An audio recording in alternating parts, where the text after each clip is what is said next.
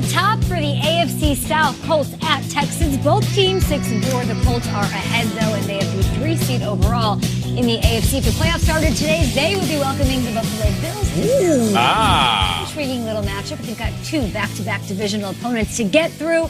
Who does the South belong to? It'll be decided tonight right here on NFL Network. This is GMFB, presented by Intuit QuickBooks, live in New York City, November 21st. My name's Kay. Hey, Burleson. What's up, Kay Adams? This is a big show, a big show. We've got Kyle Brandt and Peter Schrager, but this is like made for you, this show. This is a great show. This is made for me. Yeah. This is made for everybody watching at home. So coming up on Good Morning Football, I mean, come on. We have Vikings wide receiver Stefon Diggs. No, he's not going to be joining us via satellite on the team cam or FaceTime.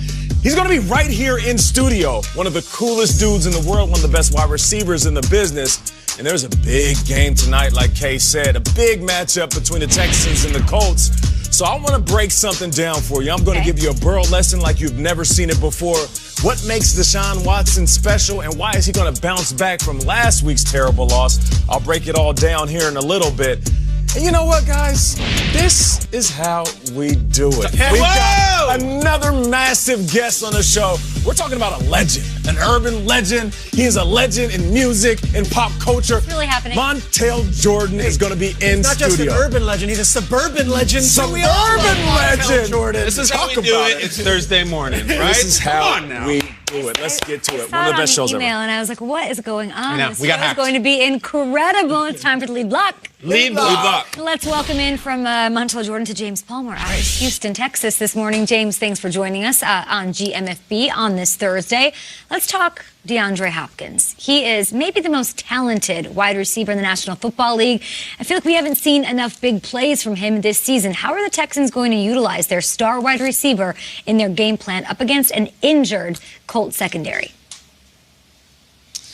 Yeah, Kay, the biggest thing about the Colts is, right, they have that dominant run game and they want to stay on the field. Well, how do you keep that group off the field? You extend drives, and that's exactly what DeAndre Hopkins does. He's second in the NFL with 75 catches, but 47 of those have gone for first downs. Now, how does he always move the chains when everybody knows he's getting the football? Well, Bill O'Brien told me it's because he knows this offense cold. He can play every receiver position. They can line him up in any spot, and that makes things harder on defenses. Deshaun Watson told me this week it's because of what him and Hopkins see pre-snap. They're always on the same page and always know different ways they can exploit a defense by seeing things before the ball is even snapped. And the last part is because DeAndre Hopkins studies so much. We know he has a brilliant skill set, but he told me this offseason he spent time studying Julian Edelman. It's one of Hopkins' favorite receivers, he told me, and he said it's because he always finds ways to move the chains. He always finds ways to get an extra 4 or 5 yards to keep his offense on the field. That's why Hopkins likes Edelman so much, and obviously Hopkins would like to do that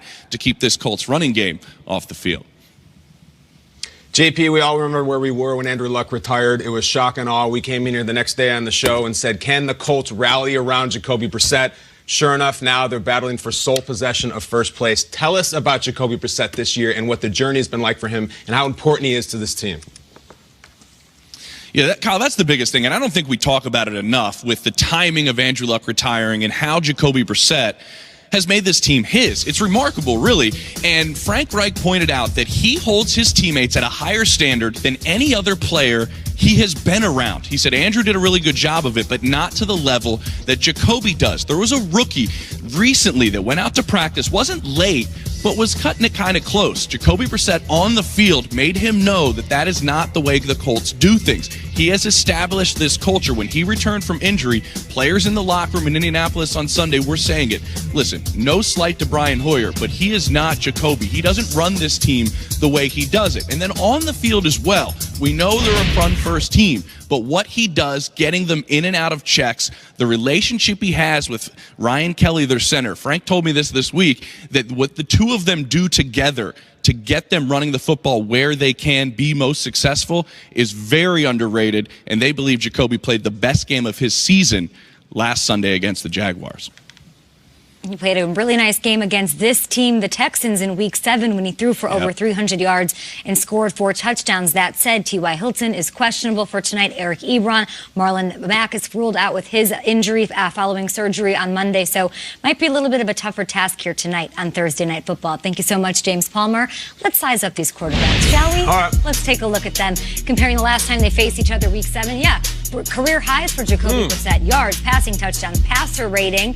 Brissett, 4-0 as a starter against the Texans. 4-0, you guys, going back to his Patriot days. Deshaun Watson on his home turf, though, where he's thrown just 1 interception in his last 331 pass attempts. He's great when he's there in Houston. So who has the edge tonight, Peter? Deshaun Watson or Brissett? I want to say Deshaun Watson has the edge because we've seen Deshaun Watson have such big games and big spots. And Brissett, as great as he's been, and what a good story, Deshaun Watson is one of those gamers that when it all is on him, except for one game. And it was last year in the playoffs when everyone was saying the same thing going in against Andrew Luck, that, hey, this is the hottest team in football, Deshaun Watson's first playoff game. It was a home playoff game where they won the division, and they hosted a Colts team that came in hot as well, and Deshaun Watson didn't have it. Deshaun Watson did not have a good game in a big spot. And in fact, rubbed a lot of people wrong in this game because they were down 21-0 at home on a Saturday afternoon. Everybody watching, and Watson converts a first down, and down 21-0 does something very uncharacteristic for Deshaun Watson. He runs, and this is action characteristic, gets a first down. Down 21-0 does the first down signal. Right. Twitter exploded. People around the league were kind of like, what, dude? You're down 21-0 in a playoff game. Even Steve Harvey had something to say about the first down signal. Let's take a look at NFL honors last boy. Now you make a first down. Now you spinning the football. Now we gotta wait till the damn ball stops spinning. You all here. It's 10 yards. Get your punk ass down there to the end zone.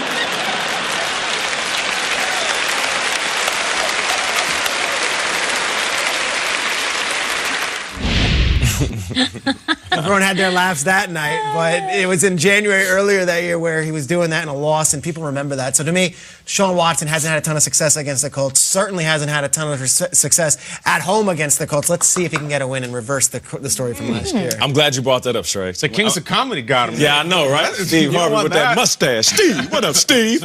Love me some Family Feud. Here's the thing, though. We mentioned that Deshaun Watson is clutch, and rightfully so. He's played big in some big moments. What we don't mention is Deshaun Watson's ability to bounce back after a bad game. Last week, he didn't have a good game, right? He got blew out by the Ravens. He had 169 yards passing, 0 TDs, 1 interception. He was sacked 7 times. So you're asking, Nate, well, why are you bringing that up? Because that has happened already this season. You mentioned the game against Indy. That was Week 7. The game is Indy this year. 1 TD, 2 interceptions. Yeah. They lost the game. He bounced back against the Oakland Raiders and gets busy. He wins the game 27-24, 3 TDs, 0 interceptions. He completed 70% of his passes. Let's take it back even earlier in the year. He loses to Carolina. 160 yards, 0 TDs. It's not a Deshaun Watson game. Tough thing. He hits the reset button and bounces back versus Atlanta, puts up 53 points. My man had 5 TDs and a perfect passer rating. The reason I wanted to bring that up because as much as we can appreciate Deshaun Watson, I think what we're not noticing is when he plays a bad game, he bounces back and plays even better the following week. So for me, I do believe because of last week, getting embarrassed in front of the world up against another top-tier talented quarterback that we thought was going to be a matchup for 4 quarters, no. He's going to bounce back. They lost 16-10 to the Panthers, and we all saw the footage of him at the stadium practicing hours after the loss. Like, he was there, and cameras picked him up out there throwing, doing drills, and trying to get better. So maybe he does bounce back at home on a short week. I think he does. But if we're asking who has the edge, are we talking about, like, who's cooler? Because Deshaun is very cool, and there's a lot of things that he does that Jacoby can't do. Like, Jacoby didn't beat Alabama in college. He lost the Belk Bowl. It's not very glamorous. Jacoby is not doing flips into the end zone. In fact, he was running into the end zone as a backup to celebrate it. Like, that was him. He also doesn't lose to the Colts, or he doesn't lose to the Texans, rather. 4-0, and it goes better than that. He's never thrown an interception against the Texans. He is absolutely perfect. I was reading this game preview on the way in this morning, and it was a USA Today, and they're talking about, oh, Jacoby's really good. He does this, and then the last line was, now, he's no Andrew Luck, but he can play some ball. I don't know, really. Against the Texans, he has been better than Andrew Luck. You can look up their passer rating. I won't bore you with it. It's better ever than Luck was against the Texans. I think right now, guys, Deshaun Watson gets the Michael Jordan comparisons. Jacoby looks like Isaiah Thomas right now, the guy who beats him every time early in his career and maybe doesn't have the talent. I'm into it. Deshaun is maybe a cooler superstar, but right now, Jacoby Brissett's been a better quarterback. Well said. We'll see how it shakes out tonight. It'll be a close one. We'll, of course, call our shots a little bit later. We've got plenty of guests on the show, but it all goes down tonight. Colts, Texans, Thursday Night Football at 8 Eastern on